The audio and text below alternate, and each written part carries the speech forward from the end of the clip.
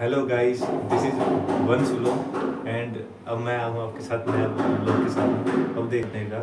क्योंकि गाइस जब मैं पहले पढ़ता था, जैसे मैं घर से यहाँ गांव से यहाँ पे आऊँ पढ़ने के लिए, तो जो सबसे बड़ा चैलेंज आ रहा है वो मैं आपको दिखाता हूँ। क्या है कि हम वहाँ से आते हैं पढ़ने के लिए कि यहाँ पे कोई टेस्ट क्लियर करेंगे, फिर यहाँ काम भी करते हैं, काम सीखते हैं। तो ऐसे ऐसे करके मैं काम के साथ साथ में पढ़ता रहता हूँ। फिर क्या ऑनलाइन सोशल मीडिया पे भी स्टडी करके अपना व्यू शेयर करता रहता हूँ। और लेकिन जो सबसे मेन है ना, जो जो मैंने पढ़ाई जो मैं करता हूँ इंजीनियरिंग की, उसमें मैं लगातार प्रयास कर रहा हूँ गाइज, और टेस्ट देता रहा हूँ, लेकिन उसमें कामयाबी नहीं मिल पाती है। तो मैं उसका एफर्ट दिखाता हूँ गाइज, मैं क्या क्या करता रहता हूँ उसके लिए। वैसे तो मैं पेटेंट एजेंट हूँ। मैंने पेटेंट एजेंट पहली बार 16 में दिया था, फिर 18 में दिया। 18 में 16 में तो मुझे ज़्यादा पता ही नहीं था, और 12 में मैं 12 से इस फील्ड में काम कर रहा हूँ, पेटेंट फील्ड के ही। क्योंकि मैं साथ साथ में नेट की और पहले गेट की तैयारी करता था, पर वो मेरा पेपर क्लियर नहीं हो रहा था क्योंकि मैंने 12th नहीं की थी। और उसके लिए मैंने फिर एमटेक में +2 का कुछ जो मेरा बचा अपॉर्चुनिटी था वो मैंने पूरा करने की कोशिश की, और एमटेक में अच्छे मार्क्स प्राप्त करने की कोशिश की।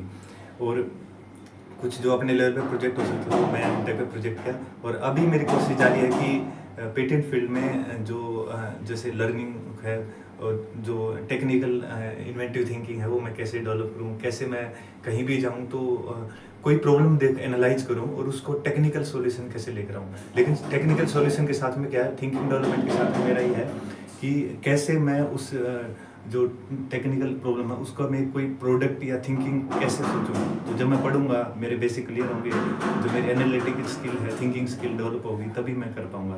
तो इसलिए मैं साथ साथ जो बेसिक है, जैसे हम किसी लैंग्वेज को पढ़ने के लिए बेसिक जरूरी होता है, तो मैं वो तैयारी करता रहता हूँ। तो मैं आपको दिखाता हूँ कैसे मैं प्रयास करता रहता हूँ। पहले मैंने बहुत कोशिश की है।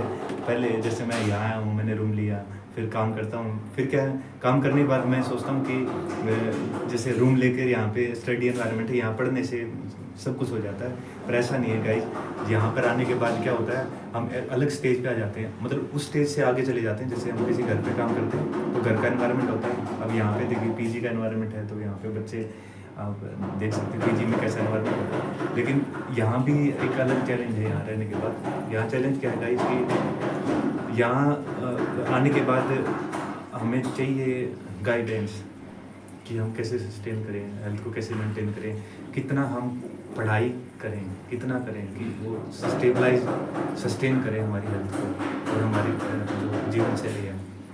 तो देखिए गाइस, मैं यहाँ कर रहा हूँ क्योंकि कई बार यहाँ पे चैलेंजेस ये है कि जैसे मॉस्किटो वगैरह है और भी कई चीज़ें हैं, तो ध्यान डिस्ट्रैक्ट कर होता रहता है। उनसे बचते हुए मैंने बहुत से अपने प्रयास किए हैं। जैसे कई बार मैंने पेपर टाइम पे लाइब्रेरी ज्वाइन किया है। लाइब्रेरी ज्वाइन करने का एडवांटेज मिलता है, पर काम के साथ साथ लाइब्रेरी बड़ी मुश्किल हो जाती है। तो मैंने फिर अभी क्या किया है कि अपने जैसे रूम को ही 1 time sleeping mode, 1 time reading mode और इस टाइप से थोड़ा अरेंज किया है, और 1 टाइम थिंकिंग मोड इस टाइप से थोड़ा अलग से, कि उसी रूम में हम सारे काम कर पाएँ और इसी वे में, ताकि हम स्टेबलाइज और सस्टेबल वे में कुछ कर पाएँ।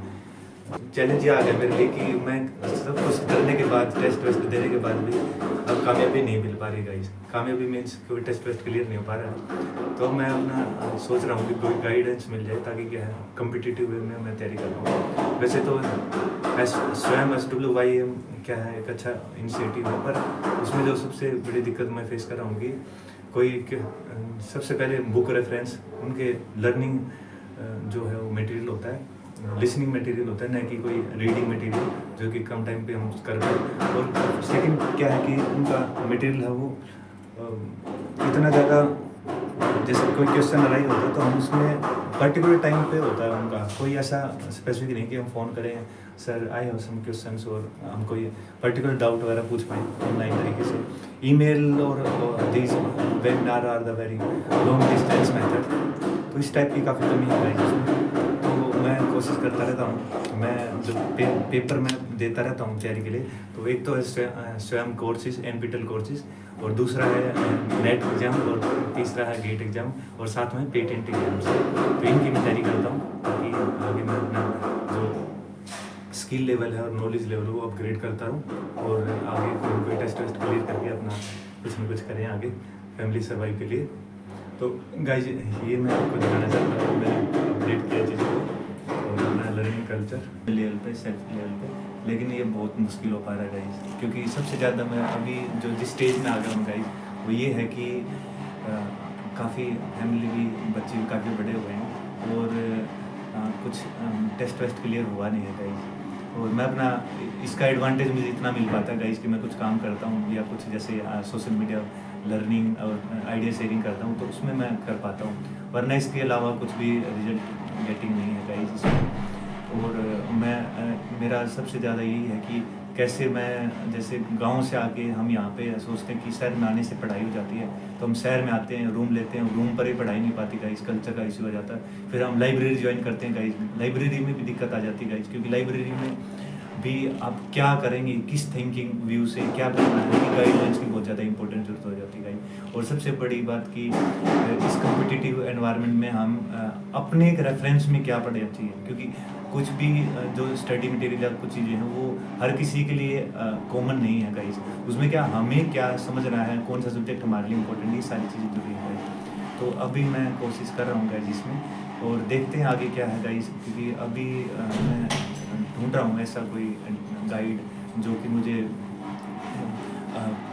जो टेस्ट कॉम्पिटिटिव टेस्ट हैं जो कि आगे लर्निंग और जॉब अपॉर्चुनिटी और क्या कहते हैं आगे इम्प्रूवमेंट में काम आए। तो ये मेरा प्रयास है गाइस। और तो फाइनली गाइस मैं पूरे इस वीडियो में कंक्लूजन पे आता हूँ। मैं ये बताना चाह रहा हूँ कि पूरे लर्निंग के थ्रू कि हम सोचते हैं कि शहर जाने से कामयाबी मिल जाती है। हाँ, शहर में आने से हम उस कल्चर को समझ पाते हैं, और क्या कहते हैं, ज़रूरी नहीं है कि हम यहाँ शहर पे आकर रूम लेके पढ़ें, लाइब्रेरी ज्वाइन करें, एक कोर्स करें। हाँ, एक पर्टिकुलर कोर्स की वैल्यू रहती है गाइस, लेकिन सबसे बड़ी चैलेंज आज सबके सामने मेरे अकॉर्डिंग जो कम्पिटिटिव एग्ज़ाम को लेते हैं और जो देते हैं, सबसे मेन अपॉर्चुनिटी चैलेंज है कि how we prove that we have do some effort. क्योंकि किसी एग्जामिनर के लिए भी बहुत मुश्किल है कि एक पेपर पे उसे कंक्लूजन पे लेकर आना। फिर क्या है, एक कम्पिटिटिव वर्ड में ये भी है कि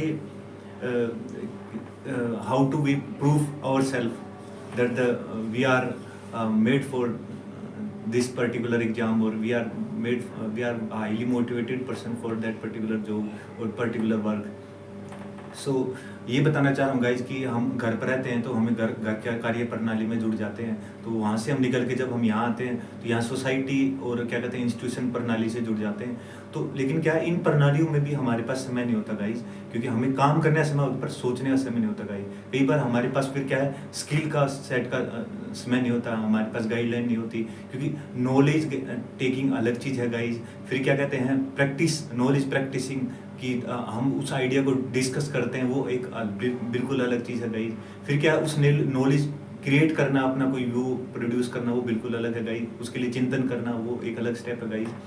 और सबसे बात, किसी कम्पिटिटिव को क्लियर करने के लिए हमें पता कि अगर हम कुछ नया नहीं करते हैं तो उसमें ज़्यादा चांसेस नहीं होते कि उसमें ज़्यादा सक्सेसफुल मिले। और जो बेसिक कम्पिटिटिव एग्जाम है उसमें क्या है कि अगर हमारा सब कुछ स्किल पर डिपेंडेंट होता है, तो हमारी राइटिंग स्किल, लर्निंग स्किल और रिमेंबर स्किल, और उसके लिए हमें पता ही है कि नॉलेज बेस जब स्ट्रॉन्ग होता है तभी ये स्किल काम आती है गाइज। तो सबसे पहले हमें नॉलेज को इंक्रीज करना, हमारी जो बाद में फिर स्किल सेट, और ये सारी चीज़ विद ए पर्टिकुलर गाइड। क्योंकि जो गाइज मैं सेल्फ स्टडी कर रहा हूँ इतने दिन से, तो सबसे बड़ी प्रॉब्लम मेरे लिए आ रही है कि जब स्टैंडर्ड किताबें पढ़ते हैं तो उनका भी कोई वो नहीं है गाइज, उसके सॉल्यूशन मिल जाएंगे आपको, पर कहीं से हेल्पिंग हैंड नहीं मिलेगा गाइज। आपको यूट्यूब पे किसी सब्जेक्ट पे आपको मटेरियल मिलेगा, पर उसके फर्दर में अगर आप पूछना चाहोगे, कुछ आस्किंग कुछ क्वेश्चन पूछना चाहोगे, तो वहाँ पे आपको रुकना पड़ेगा गाइज वहीं पे। तो इसलिए ये सबसे बड़े चैलेंज है गाइज। और मैंने कई दिन पहले भी जब मैं पेटेंट ड्राफ्टिंग का कोर्स कर रहा था तब मैंने शेयर किया था कि गाइज जो सबसे आज के टाइम जो अच्छा माहौल ये बन रहा है वो ई कंटेंट और ई लर्निंग का गाइज। लेकिन उसके लिए सबसे बड़ा एक चैलेंज है उस स्टडी करने के मेथड में, क्योंकि मैं अभी उसी के सारे ही काम पढ़ता आ रहा हूँ। उसमें सबसे पहले है स्टूडेंट विजिबिलिटी गाइज, कि हाउ स्टूडेंट इज गेटिंग, और जो इंस्टीट्यूशन की साइड से है कि वो कंटेंट क्रिएट तो कर पा रहे हैं गाइज, पर वो एक ऐसे इंस्टीट्यूशन की सपोर्ट में नहीं आ रहे जो उन्हें रेगुलर पर्टिकुलर क्वेश्चन मेकिंग बना पाए और बच्चों को सेटिस्फाई कर पाए। गवर्नमेंट ऑफ इंडिया जो है वो एक अच्छा प्रयास कर रही है, जैसे मैंने गेट का भी एक कोर्स ज्वाइन किया था गाइज, लेकिन उसमें सबसे बड़ी प्रॉब्लम मेरे साथ क्या हुई, मैंने कोर्स ज्वाइन किया, फिर क्या है मेरे मन में जब मैं पूछना चाहता था, जब मेरे पास समय मिला, तो मैं उस जो टाइमलाइन है वो सिंक्रोनाइज नहीं कर पाया गाइज, और मैं इतनी अच्छी लर्निंग नहीं कर पाया वहाँ से। तो ये सारे चैलेंज मैं फेस कर रहा हूँ गाइज। आपको मैं बताना चाहता हूँ कि हम सोचते हैं कि एक अच्छी फ़ी एक इंस्टीट्यूशन में ऐसा कुछ हो जाता है, ऐसा नहीं गाइज। अब इंस्टीट्यूशन की फ़ी बहुत ज़्यादा बढ़ती जा रही है दिन प्रतिदिन। वो एक वो करना काफ़ी मुश्किल काम है एक जर्नल स्टूडेंट के लिए, गांव स्टूडेंट के लिए।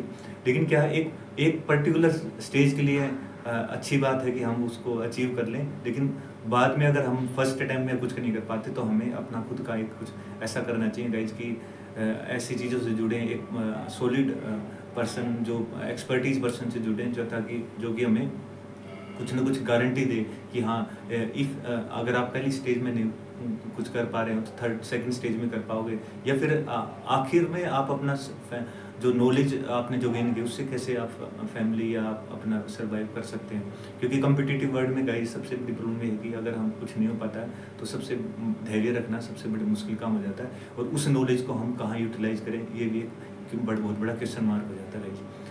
तो मैं यही बताना चाहता था कि यहाँ मैं आके मैंने सोचा था कि यहाँ के पढ़ूँगा, मैं वो करूँगा, फिर काम के साथ पैरेलली इनको मैं मैनेज करता हूँ अपने आप को कि अब पढ़ाई के लिए जब पढ़ लेता हूँ फिर नींद नहीं आती गाइस, तो उनको कैसे बैलेंस करना है, और फिर क्या अपने सब बजट को भी बिल्कुल अपने जो सिंपल जो अपना कमाई का जो बेसिक जो हमारा बजट है सिंपल, उसमें हम कैसे काम कर सकते हैं गाइस। तो ये मेरी कोशिश रहती है।